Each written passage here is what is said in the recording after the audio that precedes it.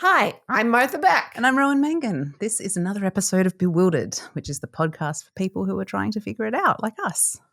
Yeah. Isn't it? How you doing, Marty? I'm okay. Yeah, better than okay. Life is good. How about you? Yeah, life's pretty good. I feel pretty good about life. You know, when you consider the alternatives, I'm into it. Yeah. That's a wise thing. Yeah. So what are you trying to figure out? Oh, let's see. Well, for me, I'm trying to deal with a personality clash within our household. Uh-oh. Yeah, I know. Is it me? What? Is it me? Because this is not like the right forum to start unearthing issues that you're having in our relationship. True, isn't it? No, it's that we have this 2-year-old who is very excited to be communicating in language. Yes. And who will sit at the dinner table saying to each of us in turn, I love you. And then we say so back cute. to her, I love you. But Adam, in case people haven't heard, my grown son with Down syndrome, he won't say it. Adam's a sort of taciturn character, isn't he? Yeah, he's a man of few words. Yeah. He's kind of the Clint Eastwood. They told me he would not be that way. They told me he'd be all emotional. People have the weirdest illusions about this, but he's very proper. And so Adam says, I love you. And he says, we all watch and wait. And sometimes we're like, she even prompted him a couple of nights ago, Adam, I love you. But he wouldn't say it. He turned to her and said, I like that you said that, which is not what you want to hear when you've just told someone I love you. No. But she's getting through to him, and you were wounded as a result. Oh, my God. Physically wounded in the shoulder. This little girl is like, her whole life's mission these days is about getting Adam to express affection to her, isn't it? Yeah, she's obsessed. Yeah. It's like he's this conundrum because everybody else in the house is all, oh, we love you all the time. And Adam is like, hello. And that's all he said. He's like James Bond. He's a mystery man. So the other... And then sometimes she'll say, hello, Adam, again. And he'll say, not too many hellos. Not too many. So the other day, it got to the point where he was really being rude. And I know Adam never wants to be rude. So I thought it was time to tell him, you need to say good night. She gives us all a big hug, good night. And she touches Adam lightly on the shoulder, which is what protocol allows. It's like you have to have a book of protocols for Adam, like you do with the I was going to say the queen, but I mean the king now. The king. Holy heavens. Anyway, as she was going up, Adam actually said, good night. And I think he might have even said her name, Lila, at which she became so overwhelmed with emotion that she went into like spasms of ecstasy, turned to you. You were holding her. I don't know if you remember or you've repressed it. I remember very clearly. Turned her head into your shoulder the way babies do when they're feeling shy and bit you savagely. Yes, she did. There was and you did make a sound. I believe I might have even said a word or two, a choice word or two. It really hurt. Her passions, like, are strong. Her emotions, like, that she had to channel through me in that moment were, like, intense. That would be, I think, I felt that way when somebody says something and I'm really emotional, like, I can't hold the emotion in. What if we just bit when that happened? Dude, since this kid was born, I have been having that reaction to her cuteness every single day. You've been biting her? No wonder. Bite yourself. We're going to need one of those cones of shame you put on a dog. She keeps biting herself. I look at her and her little thigh rolls. I'm obsessed with her thigh rolls. Everything about her. It's been nearly 2 years. I have wanted to bite down on that baby for its cuteness so often, and I never have broken skin. And she... I am a scar from what she did to me. So I'm just saying, okay, I may have decades of maturation and wisdom on her, but still, I have behaved better than her. That's a good point. Also, it begs the question, maybe we should do another podcast on it. Why do we say that babies are so cute we want to eat them? Because that is a physical reaction. It's not a concept. Don't you have that? So evolution is like, okay, you spend all your resources on this tiny, helpless baby that can't even hold its head up. And you love it so much that you want to bite it? Yeah. Yum. Wow. Darwin, you got to answer to me for this. But let's fairness, like part of our design is that you can do without a limb or two. You know, if there was a moment where Mummy got too overwhelmed with how cute you were and accidentally bit off your arm, I do threaten to eat her toes every single day. You do. I've heard you say it. Oh my God, she's going to need so much therapy. Yeah, we've got a fund. We've got a therapy fund. And she has that weird habit of, and this is literally true. She'll take off your shoes, press her head to your toes and shout, "More feet." It's so weird. I don't know if we've talked about this or not because it's just so odd the way she does this that it's almost too odd to talk about. It's like, did you have a past life on some other planet where they would like touch their foreheads to each other's feet and scream "more feet"? Or like just some obscure religious cult or something? Oh. She also is too comfortable wearing glasses. That's true. Nobody should be. I'm not that comfortable wearing glasses. So. Yeah, it's weird. So many mysteries, but we have to move on. So, Ro, what are you thinking about these days? What are you trying to figure out? Well, this is completely unrelated to yours, unrelated to our topic today. It's just something that's been going on in my inner life, which is that, and this is going to mean nothing to you, Marty, but what I'm trying to figure out is why the relentless heterosexuality of #van life. Now, who's van? #van life. #van life. Hashtag who is van?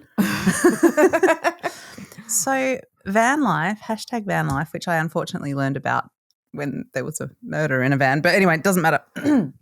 Don't focus on that. Van death. That's a lot of people, there's this like subculture, and it's very Instagram friendly, where people sort of live a little nomadic life and they get a van and they usually strip it down and turn it into a little home. Oh. And it's lovely. And you know I do have a bit of a soft spot for tiny places to live in. You love tiny places. I love tiny places. When I was a little small child, I used to climb out of my bed and go and sleep behind my dressing table. Is that something you have? We don't have that here, but it has drawers. You put clothes in it, maybe a mirror on top. A dresser drawers? Yeah, that kind of thing. A chest of drawers. That's what we call them. Yeah, it was like that. And I would go and like climb in behind that and sleep there when I was little. And ever since then, or maybe from a past life, who knows, but I love, like, I could look at tiny houses forever. I'm sorry. I'm still thinking about how far was your chest of drawers from the wall? Were you literally 1 inch thick? I'm just imagining you sliding yourself like a piece of paper. I love what you're thinking. Heavy armoire in the wall. All right. Since you want to get into the furniture layout of my childhood bedroom, I will tell you. It was set up to, like, there was a corner of the room. And the dressing table was against the corner, thereby creating a little triangular space behind it. And I was triangular at the time, so it worked. I was bipedal and triangular. It was a confusing time. It was the 80s. We were all having a lot of identity issues. Yeah, a lot of pyramids being sold. So, anyway. So tell me about this tiny house business. Oh, I just love tiny. I mean, they're sweet, right? And there's just something, I don't know how universal it is. It must be a lot of people have this thing that I have. It's like you have that ASMR sort of susceptibility. I'm really susceptible to the romance of the tiny house or the van life, #van life.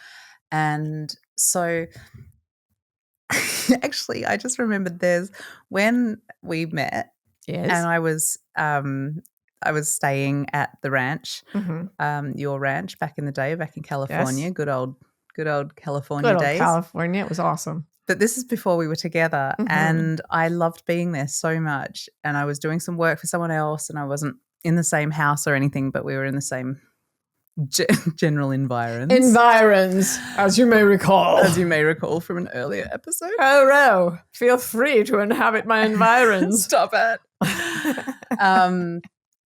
There was a disused chicken coop on the ranch, and I had this ongoing fantasy that maybe if I finished working for the people I was working for, I would be able to save up enough money to convert that chicken coop into a tiny house that you might let me live in. Do you remember that? It was made for chickens. Like, well, I'd renovate. I mean, the door was 1 foot tall. So cute. It was cute. It was compact. Cute. No chickens in it. No, there was some like evidence of former chickens in it, but yeah. What, like subsequent chickens? No, let's not get into that. Anyway, okay. Look, it was full of black widows. There you go. Yeah. Yeah, just some of my friends who claimed it before me. Australian spider friends. So anyway, I love van life, but one thing all right, just to give you, I think everyone probably knows about hashtag van life except you, Martha. Well, now I know. Because you don't understand anything. I mean, in fairness, listeners, she recently asked if we could reserve a hashtag for her next book. Like, can we buy it? Is it available? So let me tell you, people travel around. They're these sort of nomads in a van. It's all very beautiful, which is why it's all over Instagram. And they open their van and look, there's a beautiful ocean and stuff like that. They're happy nomads cruising around the world. Got it. So they're all freaking straight. They're like that kind of subculture that's kind of like surfers. You know, like they have that, like they've been swimming in the ocean and their hair is kind of kinky in the way it gets when it's salty. That's the kind of people. I think that's all I need to say to describe the kind of people. And I'm like, why? Where are the gays? Like, where are the gays in van life? Because, like, here's what I'm thinking. The dykes would be so good with the DIY aspect because part of this, everyone's like genesis of their van life is that they strip down the thing themselves. Okay. Lesbians, tool belts, we all know. I have a tool belt, not you. Yeah. You're the problem. It's you really... couldn't strip down a van. Not with that attitude. Yes. No, you're busy hiding behind a chest of drawers in the wall. You look very attractive in your tool belt, can I just say? Thank you. It's all I wear to bed. And then the gays, like the gay boys with the decorating. Like, God, I would just be I probably am in so much trouble for the generalizations, but you know, guys, it's comedic, whatever. Where are the gays in van life? That's what I'm trying to figure out. Answers on a postcard. We're done. Let's figure it. Let's solve this deep mystery. I think our listeners know. I think there's someone listening to this right now who's like, there are no gays in vans for this reason. And I think they're going to tell us. They're going to tell us. We're going to hear. Gaysinvans.com. Is it available? Let's buy it. We'll be right back with more Bewildered. I have a favour to ask. You might not know this, but ratings and reviews are like gold in the podcasting universe. They get podcasts in front of more faces, more eyes, more ears, all the bits that you could have a podcast in front of. That's what they do. So it would help us enormously if you would consider going over to your favourite podcasting app, especially if it's Apple, and giving us a few stars, maybe even 5, maybe even 6. If you can find a way to hack the system, I wouldn't complain. And a review would also be wonderful. We read them all and love them. So thank you very much in advance. Let's just go out there and bewilder the world. Mwah. All right, let's get onto topic. Shall we actually get a topic happening? Shall we? Well, do you know what, Marty Moo? What? It's an exciting day because it's a Bewildfiles Day. Every day is a Bewildfiles Day. We just don't always observe it. That's true. Sometimes we're non-practicing. So we are now going to listen to a question from a listener. We have listeners in Japan. We have at least one listener in Japan. Isn't that awesome? Is this person in Japan or are they just from Japan? She says, well, I don't know actually. It's not clear. We'll find out. But anyway, I'm so excited that you listen to our podcast. Here is Yoko. Hi, Rowan. Hi, Martha. My name is Yoko. I'm from Japan. As a Japanese native speaker and an English learner, language learner, I'm experiencing that language and culture are closely connected, intertwined. My question is, how can we be free from the culture while using the language and thinking in a language? Thank you so much. Oh, thank you, Yoko. Yeah, first of all, she speaks better English than I do. So congratulations for that. But what an interesting question. I think this is probably one of our favorite questions that we've ever had. Like, we were just sitting there, we listened to it for the first time, and we were both just like, ooh. Language and culture. Ooh. What do we think about it? What do we think about it? Well, I mean, I think it's true. Like, I've heard, I'm not a bilingual or multilingual person. Polylingual? Yes, you are. No, I mean, I've tried to learn languages. I've got little high school level scraps of this, that, and the other, but not really. And but people I know who are genuinely they speak polyglots. Those people, they speak many kinds of things. They have two sounds. It's very strange. They polyglots. All right. Yeah. Gesundheit. They have said to me that they feel like they have slightly different personalities in different languages, but I don't know how much of that feels like. So, like, it is the culture somehow embedded in the language? Because I think to some extent it is. Oh, I absolutely agree. And there's a part of me trying so hard not to say polyglot. Linguistic epistemology. I'm so sorry. Oh, it's a really good thing. It means that knowing and language weave each other, right? Epistemology is how we know things, and language is, yeah. So the whole idea that what we think, I'm so disappointed in you right now. I'm so sorry. You're not angry. You're disappointed. I'll try harder.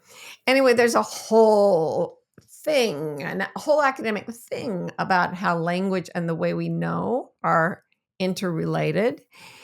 And I remember thinking about it. And you've traveled more than I have, so I'd like to hear your observations on this. But I remember once going on my way home to America from Singapore, where I'd been going to a Chinese language learning center, and my whole day was in Mandarin. I stopped in France, where I also speak a little high school French, and watching television with this intense concentration that I had gained by sitting for 5 hours a day trying to understand Mandarin. And I realized that everything in me started to relax as French came into my body almost. Wow. And I was thinking about how people wonder why, the French smoke and they eat butter and they drink wine and yet they live so long. And I'm like, have you heard them? Have you heard them? I was like, it's the language, man. It's like, it's the language of the heart. And Chinese is incredible. Like, the artistry of Chinese is amazing, but it's not the language of the heart in the same way French is. So I was going from this very perfectionistic, I've got to get this right sort of feeling, to like, oh, somebody bring me a croissant. It's like the best word in French, as everyone knows, is and what you need to do is you get your cigarette, you light your cigarette, you inhale, and you go, Really? Because in Chinese, means hungry or evil. I don't know if I got the tone right. I never know if I got the tone right. No one does. No one does. I think that's actually a myth. I don't think there are tones. I think it's just an elaborate hoax. I wish that were true. Do you know what's funny? I just realized that, so we're at the point now where if we want to say, if we're in our family together and we want to say something, but we don't want Adam or Lila to understand it, we spell it, right? But if you and I want to say something we don't want Karen to understand it, we'll use our crappy French. And then if you and Karen want to say something you don't want me to understand it, you'll speak Chinese. This is true.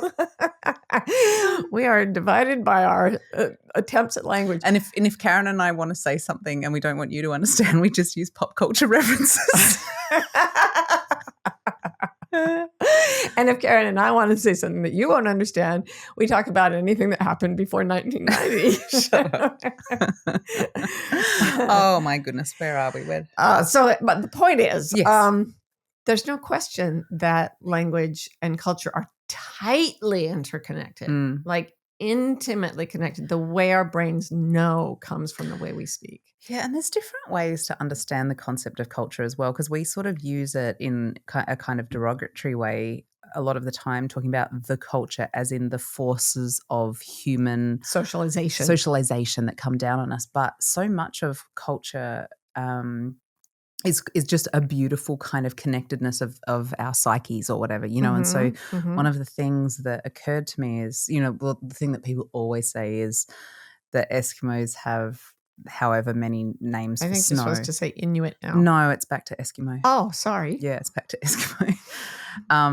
And so, you know, and we were thinking about Yoko and how there's these concepts that, thanks to the internet really, that we have from Japanese that we can now borrow from. And that's only because of the Japanese language expresses ideas that oh God, it's beautiful. Yeah. I mean, when I lived there for a summer, I literally would fall asleep while studying Japanese, wake up with a book on my pillow and start studying again, because the beauty of that language and the way of thinking that goes with it. I know there are probably disadvantages that Yoko may be bumping into, but oh my God, Japanese grabbed me by the soul in the way no other language ever did. Isn't it interesting how that happens? And it just seems like an individual thing. Like I felt that with Spanish. Really? Yeah.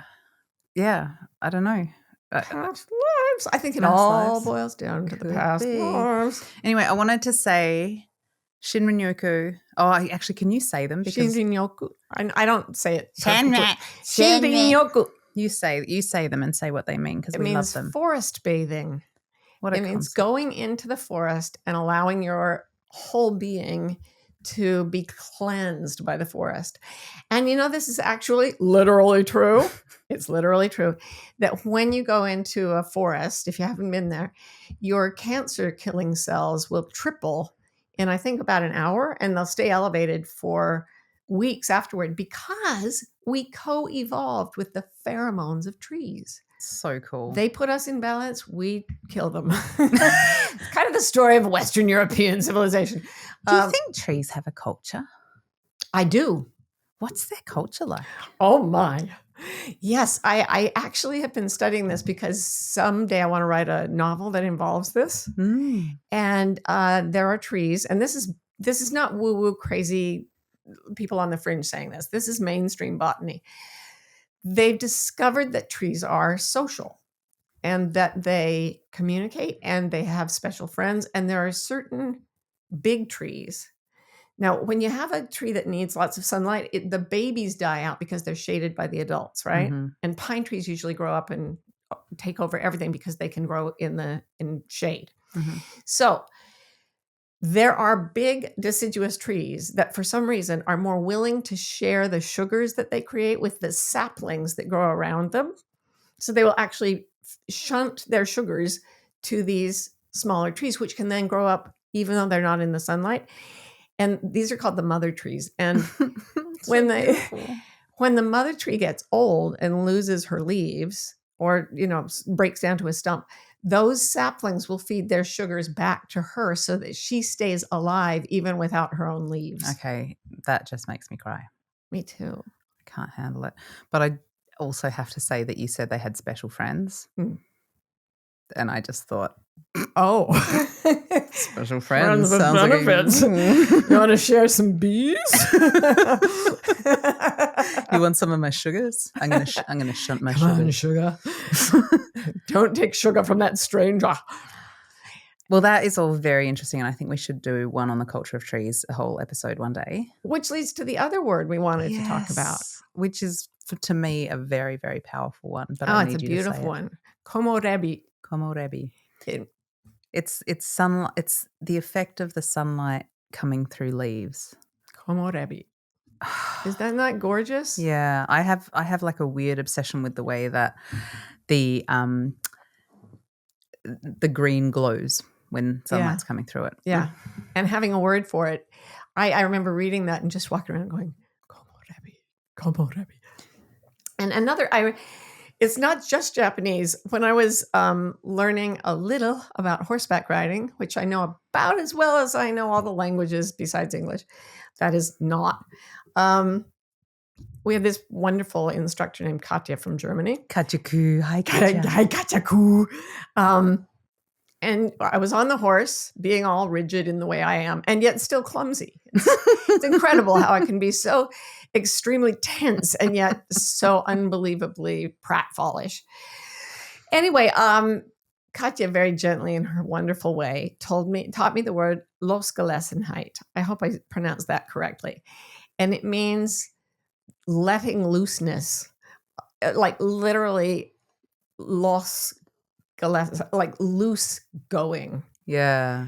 And the process of becoming loose. Yeah, the process of becoming looser. And in that word, she taught me a different way to sit on a horse. Before I knew that word, I was sitting in a certain way. And after she taught me that word, I sat in another way and it felt more natural. It really made me wonder what I'm missing by not knowing more words. Do you think horses have a culture? Oh, definitely. Marty takes long breath. Yeah, I think they do, but I will just stick with trees for this podcast. My dear friend Grania went, she and I studied French together, and she went on exchange to France when we were at high school. And we just used to have so much fun with language things back and forth. And there's an expression in French which is "c'est pas la peine," which just basically means it's not worth it. It's not worth it to do that. So it's not worth the pain. Yeah. Yeah. And we would just always say, "It's not the pen." You pronounce the pen. It's not the pen. Do you want to go to that? Nah, it's not the pen. And we would write it because, of course, in the pre-digital age, a lot of communication that was done at high school was done by passing notes in my school anyway. So we would have to write it PEN. It's not the pen. Aw, that's so funny for someone who speaks French and English. Yeah, but it was our little. So we were sweet. making a little third language between us that was like part of our little two-person culture. Didn't you have another one too? The two of you? Oh, the casserole. Yeah. Because there's I don't actually know, this is embarrassing, but there's there's stars together in the sky, constellation, that you can see in Australia, and it looks like a saucepan. And we would just this is it's so stupid. It only is funny if you're us and you're 17. But we would say doesn't even matter. Don't even worry about it. We would say casserole instead of saucepan because casserole is French for the saucepan. And she wrote me a postcard once when she was in France, and she said, "Les nuits, je peux voir la casserole."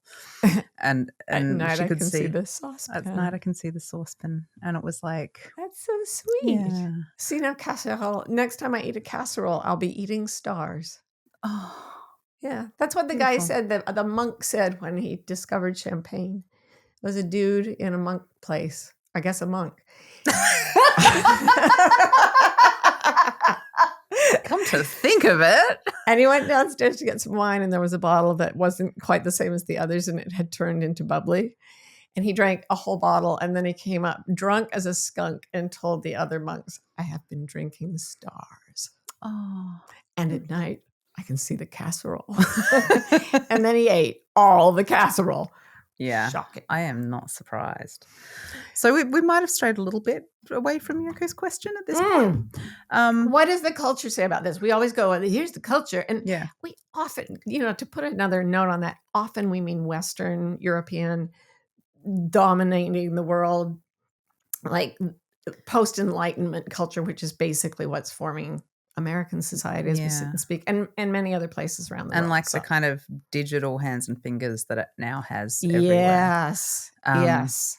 But yeah, I immediately, because I studied politics, I immediately go into like the language and the political culture, you know, with that. Ooh. And I thought of the novel, George Orwell novel 1984, which has a whole thing about like it's that sort of dystopian thing, and you've got the party, the ruling sort of autocratic party, has created its own language in order to like effect mind control on the citizenry, and you know, and the idea being as, oh my gosh, I just went sideways into Turkmenistan, and the Turkmen, he's dead now, thank God, but there was a horrible dictator in Turkmenistan who named or renamed all the days of the week after like himself and his mother, and renamed. I'm sorry, I shouldn't laugh. People suffered. Renamed the word for bread. Like, it is interesting how there's an instinct that the names for things, right, are a way of controlling the populace. And you know, so it's like in 1984, the idea is that if the party can control thought, it can also control action. And there's an amazing book, which I think I've probably talked about before on this. I'm obsessed with it. It's called Don't Think of an Elephant by George Lakoff. Lakoff? I never know. Anyway, old George. And it's about how like a big part of what sort of right-wing think tanks do in contemporary American politics is come up with language for stuff. And he's basically saying if you can give language to your values or within a debate, then you will control the argument. And the example I always give is, you know, the Democrat has to come out and say, well, it's not exactly a death tax, but then you've had to say death tax. Right. You know, and so I definitely think that language can be a tool of some kind of, like, for political agendas. This is ringing so true to me because when I was studying Chinese, the Cultural Revolution was in full swing. Right. And all our textbooks were condoned by the Chinese government. And you could literally feel them. I mean, it was not subtle. Like I learned the word for comrade before I learned the word for husband or wife, right? Wow, yeah. But the biggest Did you have to like say hello, comrade so-and-so? Oh, yeah. Really? Yeah. And the thing that was really, there were all these stories as it got more advanced, and it was not just, you know, what was his name? Zhang Youwen. That was the hero of all the stories. Zhang Youwen. He wasn't just buying a sweater. He was actually, her comrade Zhang was burnt over 90% of his body. These were the things we had to memorize and learn. He fell into a pit and was burned over 90% of his body. Western medicine could not save him, but the Chinese doctors came in and they said, don't die. And Zhang Youwen said, I cannot die. Iron needs me, because they were trying to gather iron to build weapons at the time. So everybody was supposed to find their iron things and put them in a smelter. This is the type of dialogue that I was memorizing. Wow. To learn the language. And that's why when I went to France, I was like, oh, this feels so much better. Yeah, because it's just like, je porte mes blue jeans à la discothèque. Yes, exactly. Now, I just want to add that I went on and learned more Chinese and fell in love with the poetry and beauty of that language. But I got to say, when the Communist Party was really cracking down during the Cultural Revolution, I felt like my mind was put in a vice by the way I was taught vocabulary. Yeah. Yeah. Oh my gosh, that's so interesting. I mean, it's sort of like, so Yoko was sort of saying, can we be free from the culture if we still use language and think in individual languages? Right. So I think that, here's what I think. There's a saying, a person with one watch, one clock, always knows what time it is. A person with two clocks is never sure. I think I've said that before on here, because what it means is that I think we are encased in the language we learn as children. But if you learn another language, even if you learn the language of another person's heart or maybe an animal's language or something. Or someone's love language. There you go. Hello. You are aware that language is arbitrary. You're aware that there are two sounds put on the same thing, but neither one of them is actually the thing. They're just the sounds chosen to make that thing. To and that represent means the thing. It's always being made. And so you can step outside it and say, I can use this as a tool. I no longer have it as my world. I see it as a tool. So I step away from it. And I think that Yoko she certainly freed herself to see that language was forming her brain. And I think the moment you've seen that, you're in a part of the brain that is not formed by the language. It's formed by your own internal experience in the world. Yeah, I actually wonder, so you and I come from different countries, but we share the same mother tongue. I wonder if two people who have different languages can communicate more deeply than because you bring a richness of different perspectives. And you could say, well, do you think we can see and think and perceive beyond the limits of our own language? Did I really know about how I felt and how I believed in the power of the sunlight in the leaves before I knew that there was a word for it in Japanese? Or do I need to encounter the Japanese imagination and poetry in order to really grasp the beauty of that moment? That's so interesting what you're saying. I'm sorry. I'm going to try to stop. Neurology. I couldn't help it. You're talking about the difference between the left and right sides of the brain. And the left side of the brain does language almost always, okay? So almost all your verbal capacity is in the left hemisphere of your brain. The only place the right hemisphere will come in and play with language is poetry, jokes, and songs. So what you're talking about is the rigid captivity of being in the left hemisphere. Here's something I've been yammering about. Sorry, guys, it's just true. Read books. It's amazing. The left hemisphere of your brain, unlike the right hemisphere, sees limited things, but it is absolutely certain that it's right and that it knows everything there is to be known. The right side of the brain is like, whoa, relationships between things. Everything's always changing. That's just a mouth sound. How bizarre. And it can't really talk, but it's out wandering. It's so weird that it has no language yet. It has a Valley Girl accent. It's wild. Wow. But I honestly think that poets and songwriters and can go out into the wildness beyond culture in their brains, into the wild right side, and connect things that have not been connected in the language so far, and create word images. Oh my God, yeah. That take us out of all language and into a shared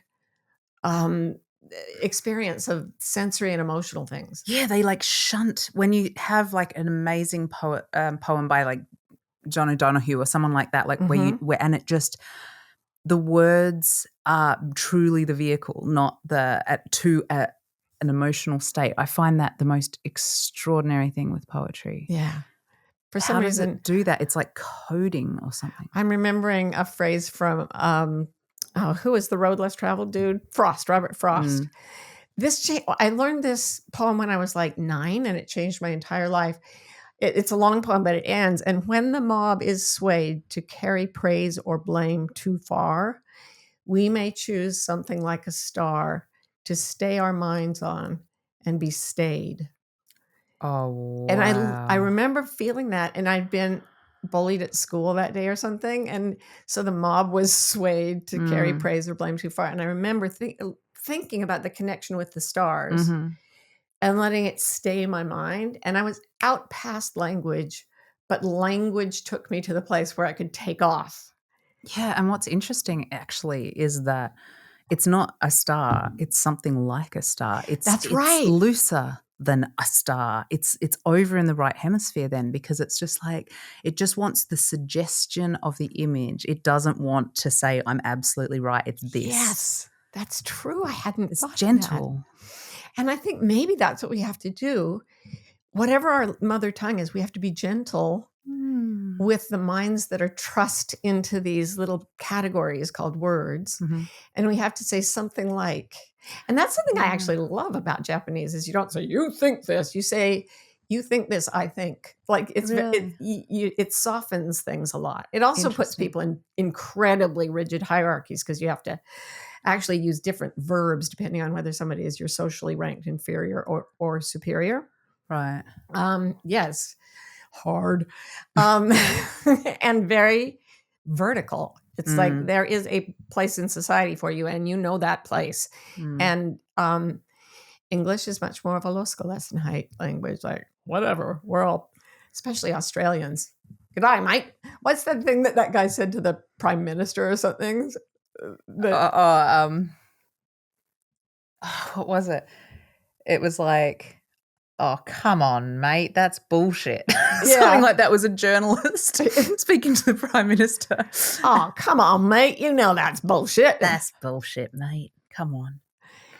So, that it's so interesting because I love language, but I love to fall into it. And I love people who use it as a medium of the imagination. And that is, I think, something that grows the more languages you learn. Isn't there something about, like how as you form a culture, you'll also form a language. Like us, our family stuck in our house through the pandemic in lockdown, we all started talking weird in the same way. Yeah.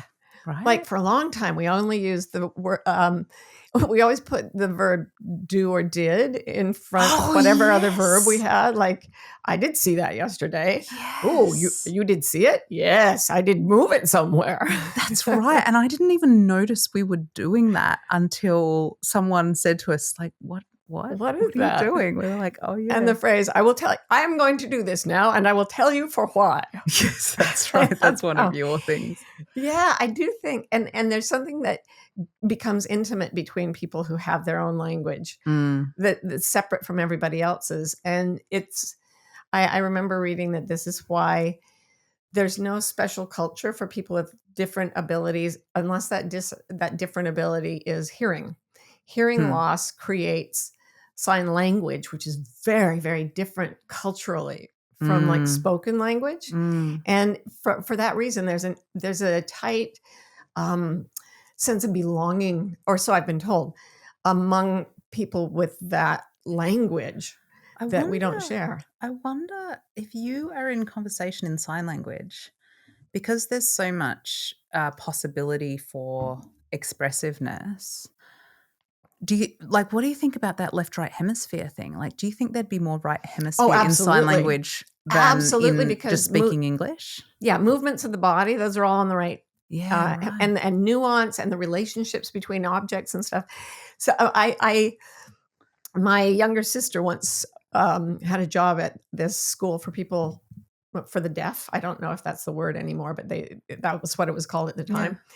Yeah. And she was watching two people in the audience and they were having an argument. And as their gestures got wilder and more frenetic, one of them signed to the other, "Calm down, I'm not blind." That's brilliant. So this is all I love Yoko's question because it makes me think differently about my own life. Yeah. And about how I remember saying to that same younger sister of mine, we should invent words that are let's just make up a word. Yeah. And so we made up a word that meant when someone's coming over and your place is a mess and you have to make it look tidy on the surface, but like shoving everything under the bed and into closets. Yeah. And the word we decided on was gabugliak.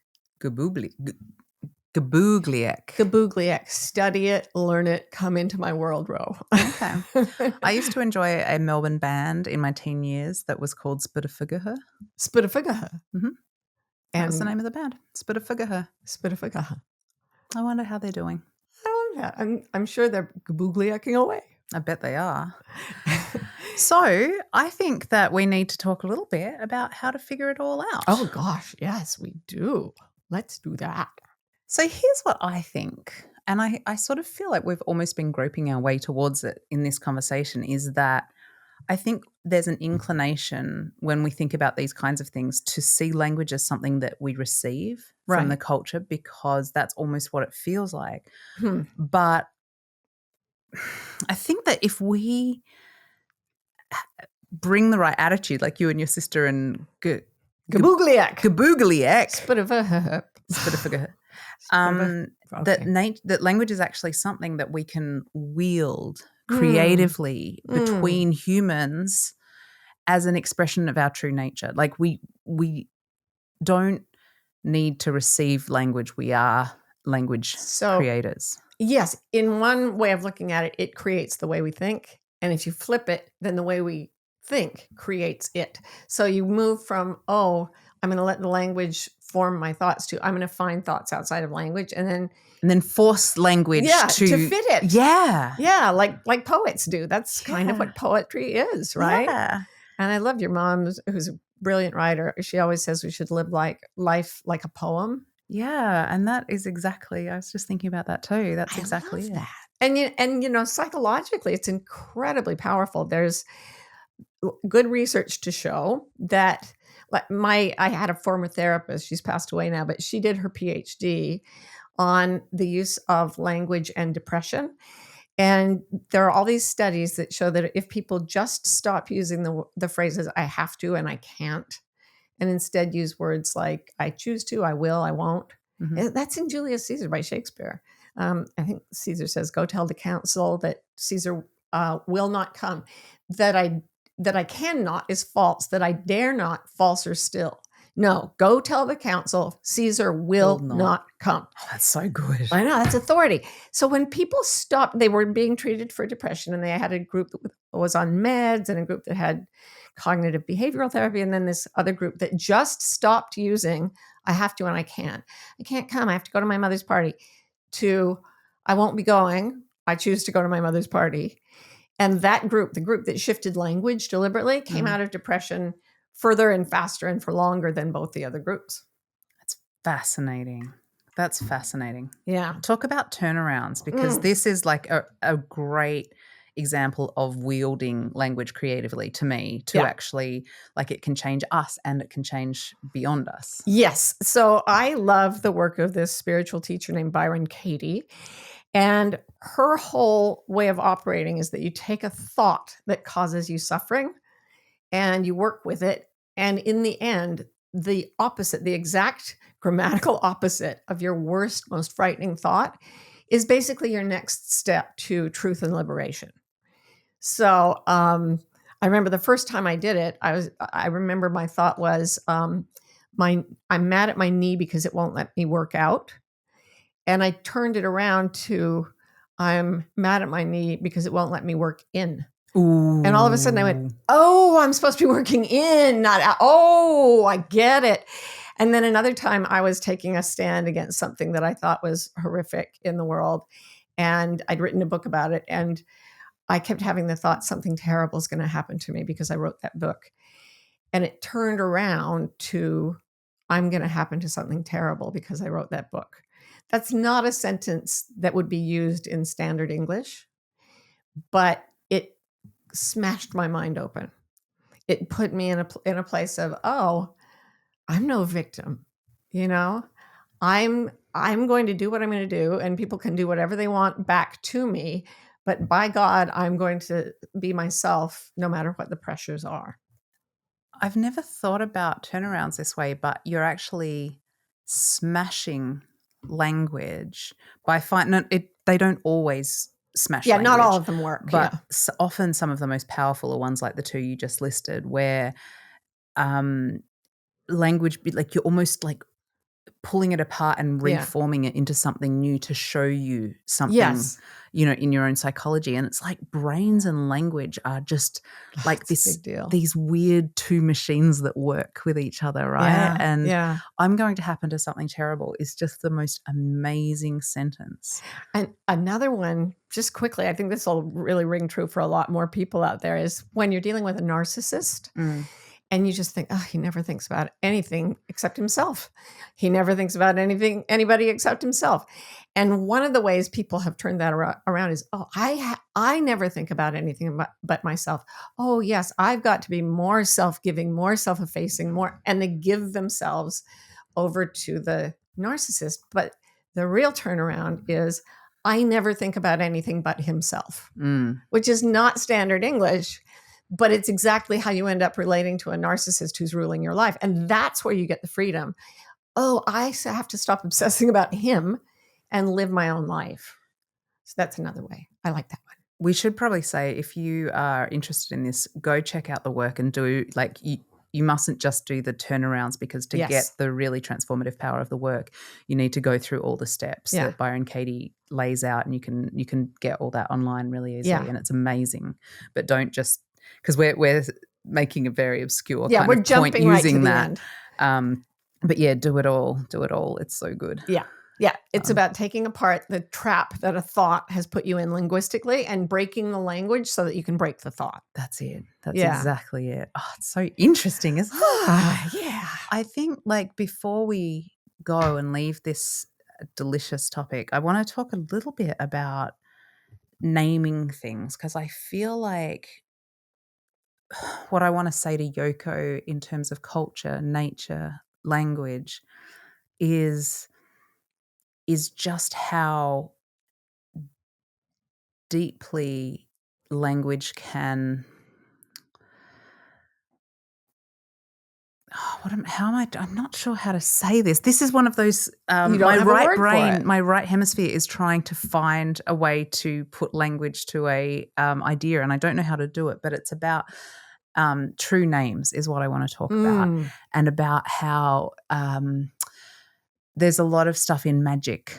I only knew this through Ursula Le Guin, but and her Earthsea novels. But Marty was saying that the concept of having a deep, true name is quite a common one. Yeah, many cultures around the world. If you know someone's real name, there's a certain connection. There's a certain power you can have over them. Yeah, so people are taught to, in many cultures, to guard their real names with their lives. And we've talked before about naming things, and there's a certain, like, giving a name to something you're doing that's countercultural, or something that you believe that's countercultural, or something, and there's almost like you're reclaiming something, language, which could be a tool of the culture, but you're reclaiming it as a tool of your nature. I love that. And I just think let's always be free to give names to what our nature does. Like, it's almost like what I was just trying to do, where I couldn't find words. It's like part of our challenge as we escape a mainstream culture and build a life that feels true to our nature, is we're going to have to be reaching across our brain hemispheres from the place where we know in the right hemisphere to the place where we can name in the left hemisphere. Let's call it name-agination. Let's call it gaboogly boobity gadoo. Puddly. That's your... You have no idea what we just said to each other. Great one. Oh my God, there was a pun in there and everything. Oh, this is really bad. All right. Okay, now from the ridiculous to the sublime, you were reading me this Ursula K. Le Guin quote, and I wanted you to read it. Yeah, I'm working on one of my Wild Adventures newsletters this week, and I had looked up this quote about names and language from the incredible Ursula K. Le Guin from A Wizard of Earthsea, and she said this, and I want to say it to you. My name and yours, and the true name of the sun or a spring of water or an unborn child, are all syllables of the great word that is very slowly spoken by the shining of the stars. There is no other power, no other name. Oh yeah, mic drop, Ursula. And stay wild. We hope you're enjoying Bewildered. If you're in the USA and want to be notified when a new episode comes out, text the word WILD to 570-873-0144. We're also on Instagram. Our handle is Bewildered Podcast. You can follow us to get updates, hear funny snippets and outtakes, and chat with other fans of the show. Bewildered is produced by Scott Forster with support from the brilliant team at MBI. And remember, if you're having fun, please rate and review, and stay wild.